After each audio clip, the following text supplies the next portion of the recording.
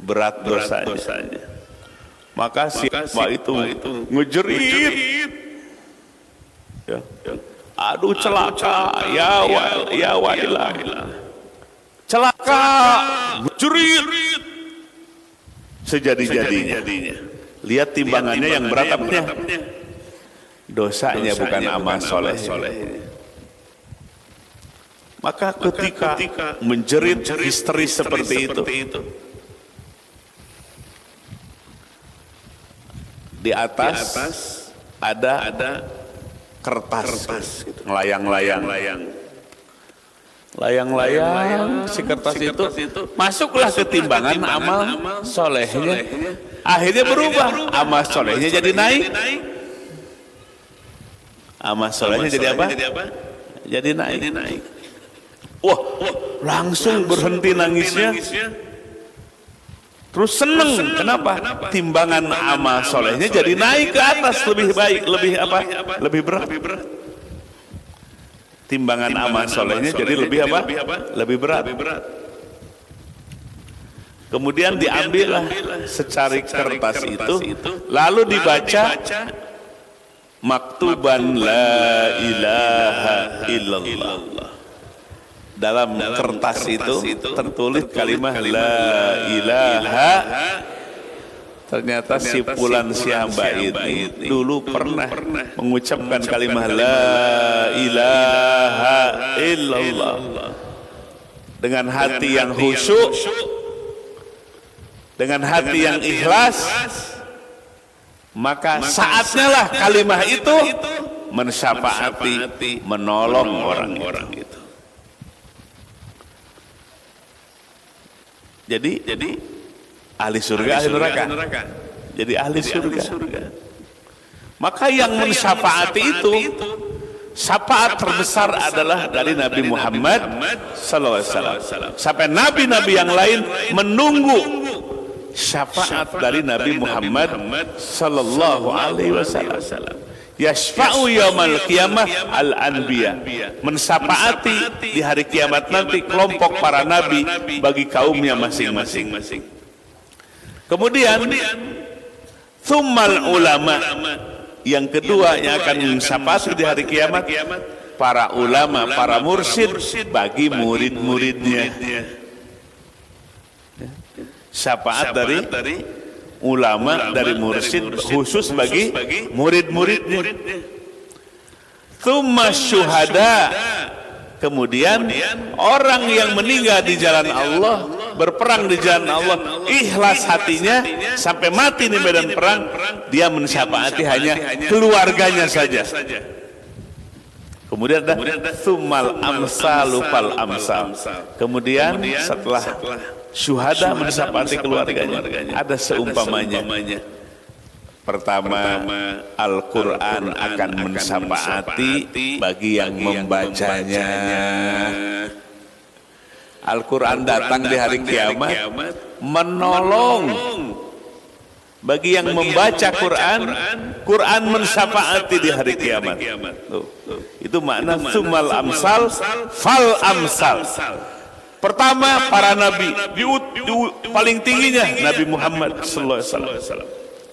Para ulama, para mursyid bagi murid-muridnya. Syuhada bagi keluarganya. Tsummal amsal fal amsal. Kemudian seumpamanya di antaranya Al-Quran datang di hari kiamat mensyafaati orang yang selalu membacanya. Dicek 1 juz sehari hatam apa enggak. Ini ya. Hatam apa enggak? Atau Fatihah terus. Itu Fatihah mah kalau emergensi. Baca Fatihah mah kalau apa? Darurat. Masa darurat terus? Mau hidup darurat terus. Pantesan darurat aja hidupnya. Ya. Masalah ini belum selesai, datang lagi masalah itu. Emergensi aja hidupnya itu. Dari problem ke problem. Ternyata baca Qur'annya pakai yang darurat ternyata. Hidupnya tuh nggak normal. Kalau baca Quran 1 juz normal, hidupnya insya Allah normal. Tapi kalau yang 1 juz itu terus aja diganti Fatihah 25 kali, hidupnya darurat, emergensi terus. Pantesan ya, betul ya? Betul apa enggak?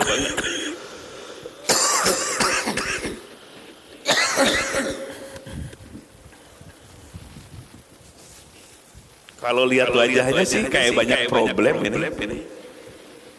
Lihat wajahnya. Kayak emergensi terus gitu. Ya ternyata dicek. Baca Quran 1 juznya pakai yang darurat terus. Fatihah aja 5 kali. Udah pingin normal atau azimah normal atau rusuh darurat terus. Azimah normal atau darurat emergensi terus, problem terus. Jadi setelah ini siap satu hari 1 juz. Siap? Alhamdulillah. Biar keluar dari emergensi, biar keluar dari darurat, biar kondisinya normal, tenang.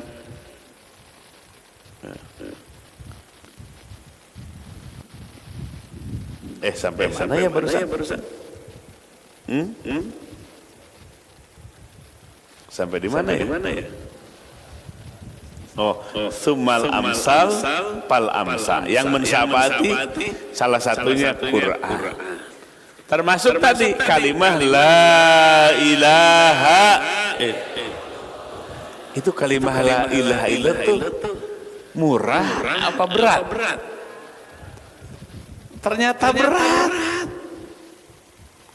Tidak sedikit orang tadi yang sudah umat Muhammadiyah yang ijabah, yang hatinya kecil ada keimanan walaupun sebesar biji darah, ternyata mengucapkan kalimah la ilaha illallah belum tentu setahun 3 kali. Berhari-hari dalam setahun bisa jadi hanya 3 kali atau 1 kali mengucapkan kalimah la ilaha, saking mahanya kalimah itu. Ya Allah, kalau kita dimampukan ya baca kalimat tahlilul mahsus la ilaha illallah Muhammadur Rasulullah fi kulli lamhatin wa nafasin adada ma wasi'ahu ilmu, 300 had aqol minimal. Itu sudah beruntung sekali. Bisa 300 setiap hari baca. Ya. Tahlilul mahsus 300. Betapa beruntungnya. Nasib kita di akhirat ditanggung oleh Rasulullah sallallahu alaihi wasallam. Kalimah itu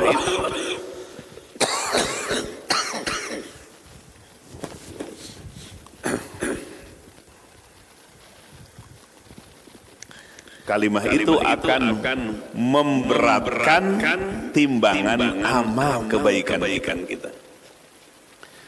Baca tasbih, tahmid, takbir, fi kulli lamhatin la ilaha illallah Muhammadur Rasulullah fi kulli lamhatin wa nafasin adada ma wasi'ahu ilmu, 300 setiap hari. Kali seminggu, kali sebulan, kali setahun. Timbangan amal kita, timbangan amal soleh kita semakin berat. Ya. Terus kita setiap hari istiqomah. Apa yang kita baca terekam terus. Ya, terekam apa yang kita ucapkan. Ternyata yang kita ucapkan kalimah-kalimah yang mahal. Sayyidina Ali, Bapak Ibu sekalian, ditulis hadisnya oleh Syekh Abdul Wahab Asy'arani radhiyallahu anhu dalam kitab Al-Anwar Al-Qudsiyah fi ma'rifati qawaid subyah, datang kepada Nabi. Dullani ya Rasulullah, tunjukin kepadaku ya Rasulullah, tunjukkan kepadaku ya Rasulullah ala aqrabit turuq ilallah, kepada jalan yang paling dekat menuju kepada Allah. Ashaliha indan nas, dan lebih mudah diamalkan bagi manusia. Wa afdaliha indallah, yang ketiga memiliki keutamaan yang paling utama di sisi Allah.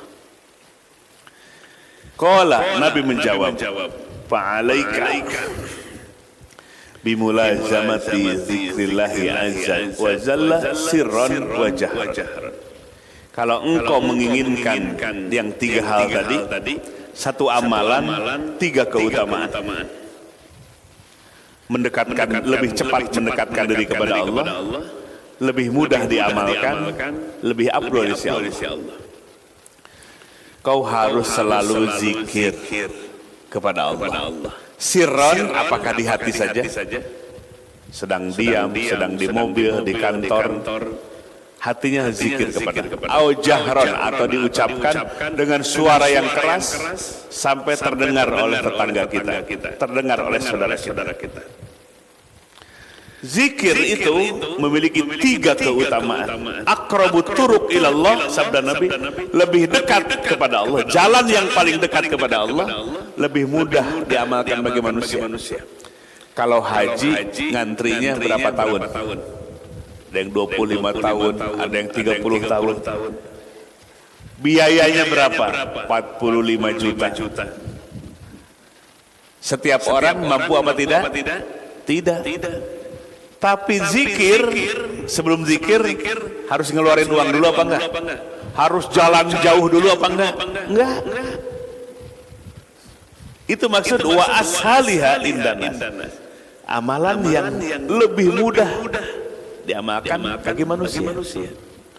Mau sholat harus wudu dulu, tapi zikir lebih mudah bagi manusia. Tapi wa afdaliha indallah, zikir itu lebih afdal, lebih agung, lebih mulia, lebih utama di sisi Allah Subhanahu wa ta'ala. Lalu Sayyidina Ali ditalkinkan zikir oleh Nabi furoda sendiri.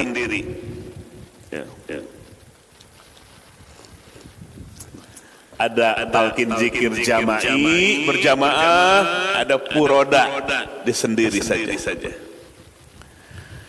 Kemudian Nabi membacakan kalimah la ilaha illallah. Jadi kalau talqin zikir itu udah hafal kalimah itu ya.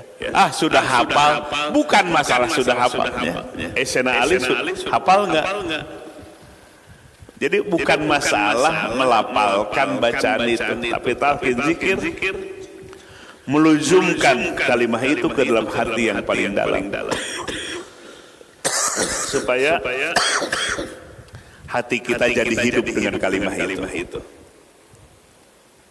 Kemudian Sayyidina Ali mengikutinya, la ilaha illallah. Lalu setelah selesai 3 kali, Nabi bersabda, lau anna, kalau seandainya ditimbang kalimah yang kau baca tadi, kalimah la ilaha illallah, ditimbang dengan 7 lapis langit, kebayang nggak? 7 lapis langit luasnya kebayang nggak? Dan bumi ditimbang dengan kalimah la ilaha illallah, la rajahat la ilaha illallah, akan berat timbangan kalimah la ilaha.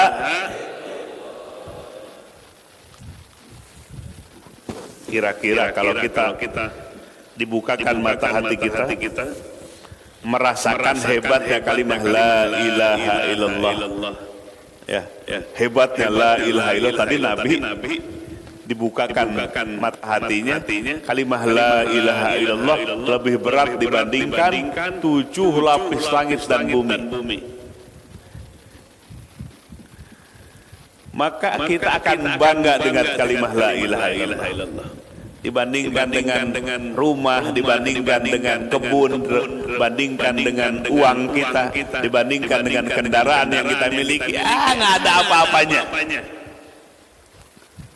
Dibandingkan dengan apa? Kalimat la ilaha illallah. Maka kita akan antusias semangat untuk melafalkan, menggelorakan kalimat itu sehingga hati kita jadi hidup. Kalau nggak kebuka maknanya, asal-asalan aja mengucapkannya itu. Nah, jadi kalau dibukakan isinya, maka kalimat la ilaha illallah ditimbang lebih berat dibandingkan 7 lapis langit dan bumi. Ya, mudah-mudahan mata hati kita dibukakan. Banyak hati itu hidup. La ilaha illallah, la ilaha illallah, la ilaha illallah. Nah, dulu Syekh Ahmad Ibn Idris, guru kita terdahulu, ingin terus melafalkan kalimat la ilaha illallah, saking nikmatnya, saking terbukanya mata hati. Kalimat la ilaha illallah sebagaimana disabdakan oleh Nabi ditimbang lebih berat dibandingkan 7 lapis langit dan bumi. Terus udah nggak mau apa-apa lagi. Saking apa? Tergila-gila dengan kalimat yang mahal itu, yang paling afdol itu. Nggak mau apa-apa lagi, nggak mau makan, nggak mau apa. Sampai datanglah rohani Rasulullah SAW. Ya. Keterangan ini ada dalam kitab Afdhalus Salawat dan kitab Jami'u Karamatil Aulia yang ditulis oleh Syekh Yusuf An-Nabhani. Datanglah Nabi beserta Nabi Khidir alaihissalam. Allah melihat kesungguhan guru kita Syekh Ahmad Ibn Idris dengan kalimat tahlil ini, kalimat la ilaha illallah itu, sampai nggak mau apa-apa, hanya itu saja yang ingin diinginkan, diucapkan di hati, itu saja yang ada dirasakan. Saking terbukanya mata hati tentang kalimat la ilaha illallah itu, dibandingkan 7 lapis langit dan bumi, apalagi cuma rumah kita segede gitu, apalagi uang kita cuma sedikit, dibandingkan dengan 7 lapis langit dan bumi, lebih berat kalimat la ilaha illallah. Sampai akhirnya mentalkinkan kalimat tahlil itu jadi mahsus, ditambah oleh Nabi, baca fi kulli lamhatin wa nafasin adada ma wasi'ahu. Apa artinya? Fi kulli lamhatin, kalimat la ilaha illallah, tiada Tuhan yang wajib diibadahi kecuali Allah, Muhammadur Rasulullah, Nabi Muhammad itu utusan Allah. Pingin terus baca itu. Fi kulli lamhatin, setiap kedipan mata, wa nafasin, setiap tarikan nafas, adada ma wasi'ahu ilmu, sejumlah makhluk yang disifati oleh luasnya ilmu Allah. Itu maksudnya. Pingin baca la ilaha illallah sejumlah itu, yang sejumlahnya itu tidak terhitung oleh siapapun juga, hanya Allah yang tahu. Cukup jadi 300 kali saja, sama dengan kita zikir sebanyak napas kita, sama dengan zikir kepada sejumlah makhluk Allah, cukup 300 kali. Ini namanya keutamaan yang Allah berikan. Jadi kalau kita menghatamkan setiap hari 300 kali la ilaha illallah Muhammadur Rasulullah fi kulli lamhatin wa nafasin adada ma wasi'ahu, sama dengan kita menyebut kalimat itu sejumlah napas kita, sejumlah kedipan mata kita, makhluknya, dan sejumlah banyak dan luasnya makhluk-makhluk Allah yang menggambarkan luasnya ilmu Allah. Cukup 300. Hebat apa enggak? Ya begitulah keutamaannya. Mudah-mudahan terus terbuka mata hati kita.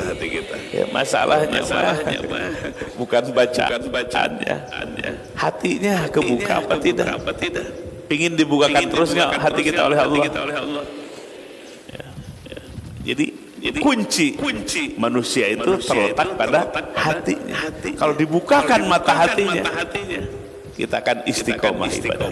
Tapi kalau tertutup hati kita, terhijab, terhalang, jatuh runtuhlah ibadah kita. Mudah-mudahan hati kita selamanya dibukakan oleh Allah. Itu saja jamaah sekalian yang bisa disampaikan di pagi hari ini. Catatannya adalah jangan putus dari ampunan Allah. Sebesar apapun, sebanyak apapun dosa kita, ditantang oleh Allah. Ibarat kita sebagai anak-anak ditantang oleh Allah. Dosa kita memenuhi bumi ini sampai menggunung setinggi awan yang paling tinggi. Aku tidak peduli dengan dosa-dosa hambaku ini. Aku ampuni seluruhnya. Mudah-mudahan dosa-dosa kita semua diampuni. Pulang kini seperti bayi yang terlahir lagi ke dunia. Allahumma salli ala Sayyidina Muhammadin Nabiyil Ummi wa ala alihi wa sahbihi wa sallam. Amin ya Allah ya Rabbal Alamin. Allahumma gfir li ummati Sayyidina Muhammad. Allahumma arham ummata Sayyidina Muhammad. Allahumma aslih ummata Sayyidina Muhammad. Allahumma ansur ummata Sayyidina Muhammad. Allahumma jbur ummata Sayyidina Muhammad. Allahumma farij an ummati Sayyidina Muhammadin sallallahu alaihi wasallam. Allahumma yassir wa la tu'assir umurana fa inna taysira kulli asirin fa alayka yasir. Rabbana hab lana min azwajina wa dhurriyyatina qurrata a'yun waj'alna lil muttaqina imama. Wa sallallahu ala sayyidina Muhammadin wa ala alihi wa sahbihi wa sallam. Walhamdulillahi rabbil alamin.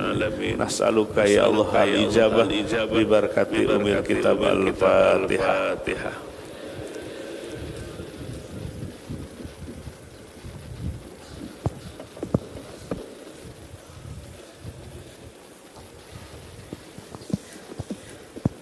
Hasbunallah wa ni'mal wakil. Ni'mal maula wa ni'man nasir. Subhanakallahumma wa bihamdika asyhadu an la ilaha illa anta astaghfiruka wa atubu ilaik. Assalamualaikum warahmatullahi wabarakatuh.